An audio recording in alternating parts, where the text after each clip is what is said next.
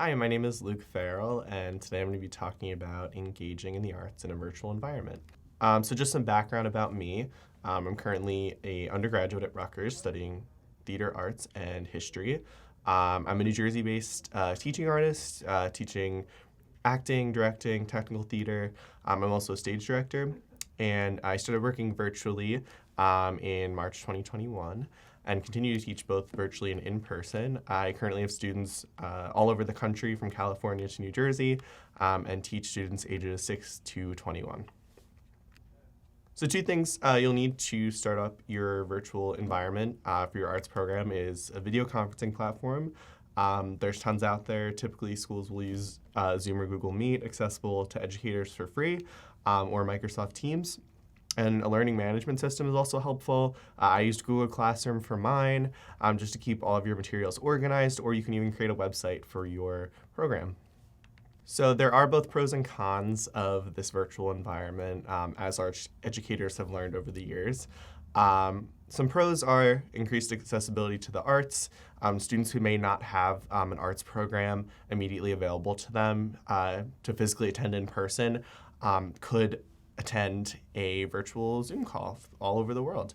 And on that note, connection with national and global artists. There are Broadway professionals that will go into Zoom calls and work with students virtually, and it just increases accessibility to them. An integration of 21st century skills has become increasingly important for educators, so it is easy to implement these skills when you're working in a completely virtual environment, and obviously it's environmentally friendly. Some cons, it is a disadvantage to students with limited technology access. However, many school districts are implementing a one-to-one initiative with their laptops or Chromebooks or iPads, especially in low socioeconomic status areas. And that continues to be the case as a New Jersey education initiative. Limited access to materials. So a lot of the materials, especially for art classes that you would typically use in person, you will not have as much access to. And the last one is lag. So obviously, especially in a virtual performance setting, lag has been an issue because you can't all sing or speak at the same time on Zoom and have it all line up. However, there are programs coming out now that allow you to do that, to record on the Zoom with no lag and everyone cohesively performing together. And again, virtual isn't always better. This isn't the point of this presentation. However, virtual engagement and video conferencing will be with us for years to come, as we've noticed, even after in-person engagements have resumed. If given the option to choose between virtual and in-person, definitely thinking about if you want to engage with students broader than your own community and accessible to this facility throughout the state, country, or world. If you want to increase accessibility to the arts in your community, a lot of students may not have reliable transportation and be able to get maybe a ride home from a rehearsal after school or something of the sorts. There's a lot of students who have anxiety about performing in person. So this kind of alleviates that, and it's a good introduction for them to have sort of a low-stakes program for them to be a part of. You can also introduce your students to professional artists. A lot of Broadway performers, as I mentioned, will do Zoom workshops. Professional artists, professional filmmakers now offer their services virtually, and that can be expanded to students all over the country and the world. I'm going to give a step-by-step of how I conducted my virtual arts programming and how I continue to do it, both in my classes that I teach online and in my virtual performances that I've directed. So the 5 steps I'm going to talk about: preparation, community, expectation, engagement, and the final product that you'll create. As far as preparation, something that's important is to gauge interest. There is not always interest in a virtual program, whether it's the demographic that you're reaching or the time that you're doing it. So it's important to maybe send out a survey, hold virtual interest meetings. If you have enough interest and you want to hold promotional events, I've done some virtual showcases and open mic nights all on Zoom or streamed live to Facebook, and that kind of promotes the program, which leads to the second part, promoting your program. It's important to meet students where they are. TikTok is something that's becoming increasingly popular, so kind of knowing where students you're going to meet them and where they're going to see this program and catering to that. select material and programming that's conducive to the virtual environment. You want to set yourself up for success and do something that isn't going to kind of intended to replicate an in-person engagement, rather something that's conducive to doing in the virtual environment. So these are a couple of things I did. To promote our program, we did a virtual showcase and we streamed it live on Facebook. This was integration with a third-party app with Zoom, and we were able to stream it completely on Facebook. These are some of the promotions we did. On the right is a interest meeting we had for the program. Obviously, it was attended well, so we went through with actually doing the program. That's a story we posted on Instagram on the left, and in the middle is the audition notice that we ended up sending out for the program.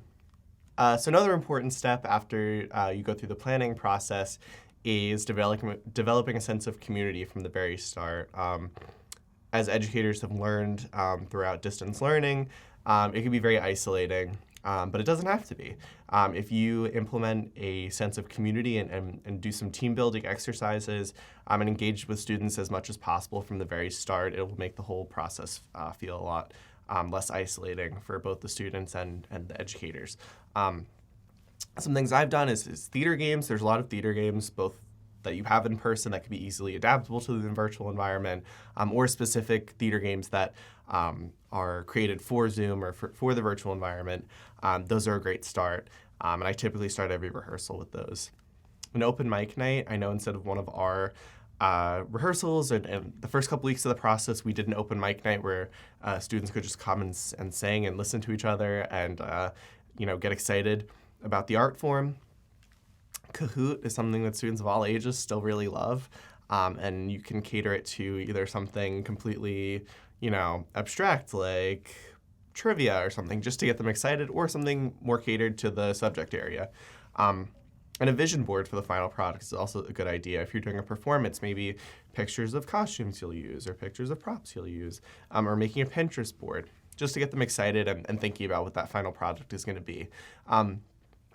Engaging with the art form immediately is also important. It could feel very isolating from the art form for students in the virtual environment, but you have to remind them that it is entirely possible to conduct performances and art classes and whatever you're doing on Zoom or on your video conferencing platform. So it's really important to engage with that art form immediately. Maybe show them a video of a performance on Zoom or something like that. It's also important to identify your program as a safe space. We know students struggle with this in the classroom. It's no different in the virtual environment. Things like asking for pronouns and just identifying your Zoom room as a safe space is really important and will make students a lot more comfortable. Specifically, performing can be really vulnerable for students, and you want to make sure that they're set up for success. Getting students excited by offering them a more active role in the planning and execution of the final product. I had a student social media manager, I had a student stage manager who would make the schedule for everything. And they get really excited about having a voice and a part in that final product and the process in general. Selling custom apparel, it kind of creates a stronger sense of community. Everyone having a t-shirt or a mask, and Custom Ink will actually ship directly to students if they order on an online group form that you set up. So these are a few of the apparel items that we had. This was in May 2020. So we had the masks, everyone had the same mask, the show must go online. And then we had a t-shirt with our show title, and then on the back, all the students' names. Step 3, probably one of the most important ones, is expectation. Setting clear, detailed, and realistic goals. It can be difficult at first to actually know what those goals are if you're first starting your virtual environment. So definitely discussing with educators who have done this in the past, specifically in the arts. It could be easy to refer to maybe someone who lectures online rather than someone who is a part of a community of artists online. Those are very different areas, so it's important to recognize those goals and setting them and communicating them to the students immediately. Guiding students in developing a set of rules and expectations for meetings, setting some sort of decorum with students rather than talking at them. So coming up with a list of different rules and expectations with students. That could be an entire meeting in itself, just talking about what do you what do you want the expectation? What do you want the vibe for our meetings to be? And that's actually set by them. And it should vary by program because you have different students, different demographics for each program. Showing students specific examples of successful virtual artists. It may feel, again, isolating and hard to accomplish a successful virtual performance, but you want to give them that example from the very start. Recognizing and communicating limitations to students. It's important to communicate that, yes, we're in the virtual environment, so we can't do these things, but we can do this. And trying not to use phrases like, well, if we were in person, if we were in person, we would do this. Because you're not in person, and that might make students feel a little bit defeated that they're not in person, they can't do these things. So just knowing, I know that there'll be technical problems, I know that we'll have Wi-Fi issues, whatever, but we're gonna work through it and we're gonna have a great time. Producing a weekly schedule detailing each meeting's expectations. What I did was I sent out a weekly call and provided Zoom links on each day so that students can just look at the schedule. Oh, I'm called this day, click on the Zoom room and join it. Another important thing to do is if you have one Zoom room that you're going to use for the entire process, which is probably preferable, including that as a header on each schedule or something like that, just so that everything is easily accessible to students at all times. If students are submitting recordings for a final performance, give those deadlines from the start. Something I learned is that whether it's technical issues or, oh, I don't have time to do this, whatever, a lot of student artists are perfectionists and will record it 100 times and want to have the opportunity to do that. So setting those deadlines, if you're having a recorded performance that you have to edit, setting those deadlines immediately from the beginning of the process is really important. And identifying tools and resources for success. I know, for example, at Rutgers, we have a phone number that you can call if you're having issues with Canvas or anything like that. So just giving those resources, maybe 6 steps for success for setting up your Zoom room or something like that. Just giving those at the beginning so that they can go to those resources if they need them throughout the process. Step 4 is engagement. This is the actual process of having rehearsals or meetings or whatever you're going to do during this process for the final product. It's important to begin meetings on a good note with some kind of exercise. Get students up, get them moving. Start each meeting with something like this. You want to create a positive vibe from the beginning so that they're not sitting there watching you talk today. We're going to do this. Because they'll turn their cameras off and turn their microphones off and walk away. So it's really important to get them engaged from the very beginning of the meeting. Keep meetings short within the standards of whatever program you're doing. So obviously, if you're having a rehearsal, it might not be as conducive to have students there for 2 hours as it would to do really good work in 1 hour. It's not the same as in person, and we can't treat it as such. Students get Zoom fatigue, and you want to make sure that they're doing their best work during that time. Giving ample brain breaks. All ages will need this. We know the attention span of the different ages, and they all need a brain break at times. Giving like a 5-minute break. Hey, we just finished the song. Let's take a break. Come back in 5 minutes. And using games and exercises to have students interact with their craft. Try to keep them specific to what you're doing. So some sort of theater game or even something specific to the performance or the product that you're producing, and getting the community excited. Beginning to promote the show through social media. Students can take the lead on this, as I mentioned, making TikToks or Instagram posts or whatever. Kind of getting whatever community you have, whether it's the students, family members at home if they're in different locations, or if you're doing this in a centralized location, putting up posters, whatever you want to do. And encouraging students to keep their cameras on.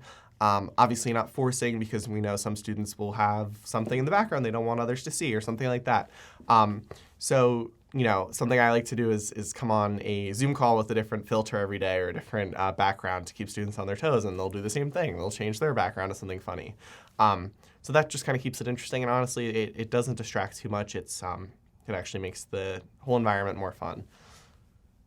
So these are a few of the rehearsals I had and what they looked like. Since we were doing a showcase for a theater production, I would screen share the music, and students would be on mute singing it back, and that would be our rehearsal. And step 5, the final product. It's important if you have any sort of virtual program to have a final product that gives students a goal to work towards the entire program, and make it easily accessible by everyone. Make sure there's a link to it, make sure that the link works.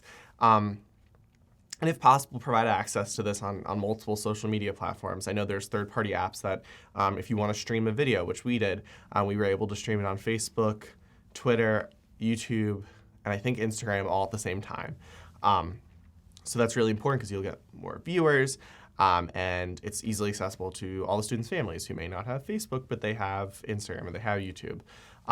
Host some sort of pre-show circle or just something to get students excited about the final product and celebrate with them and celebrate their hard work. I always do a circle time before my in-person production, so I started to do that in my virtual productions, and that made it so that everyone got excited about what they did and they feel accomplished. Or maybe some sort of viewing party where you're all on Zoom watching it at the same time. Something important too is keeping a running document during the process. What I like to do is I like to have a folder of each project. So for example, May 2020 musical theater intensive or something like that. Keeping a running document the entire time saying, okay, don't do this game, don't do this exercise. I'm going to reflect on it by the end and say this worked, this didn't, and I'm going to move forward and use what I learned for my next program. Another important note is to plan at least a few weeks to compile student work into this final product, whether you're doing some sort of virtual art show or a virtual performance or something, especially if you're editing a video performance. I will show you in the next slide, but you are compiling each student's voice and each student's video together, and that'll take time. And leaving time for students who may submit their work late, anticipate that it happens.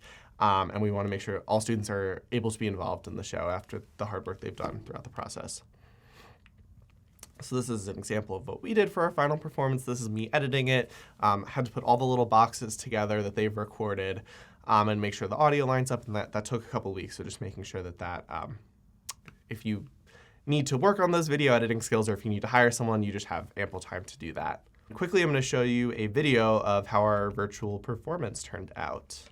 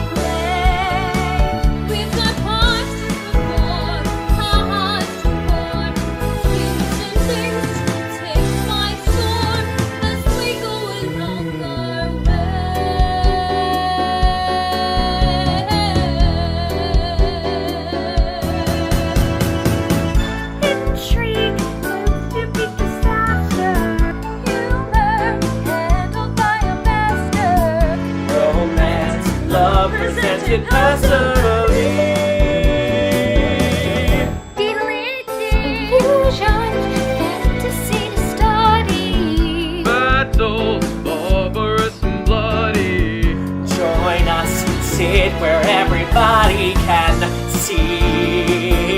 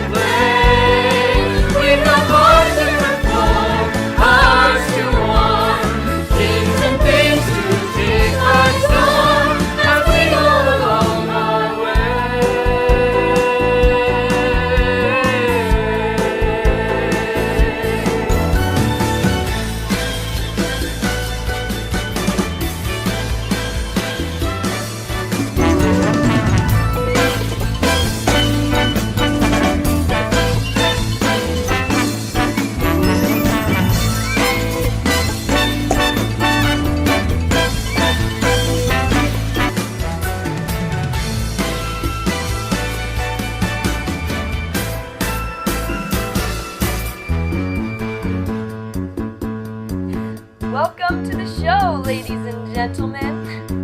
Are you ready to have a good time tonight?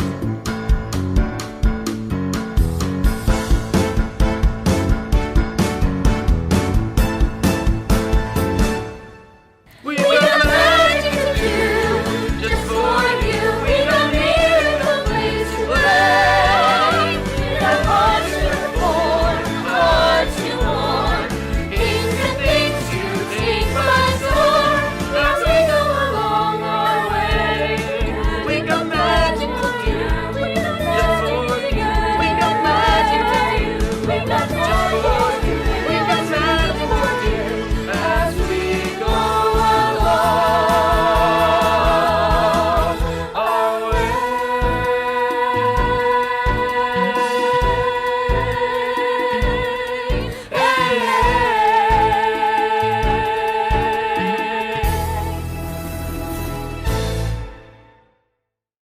So that's all for my presentation. If you have any questions or want to connect with me, I use Instagram. My website is lukejfarrell.com, and my email is luke@lukejfarrell.com. Thank you so much.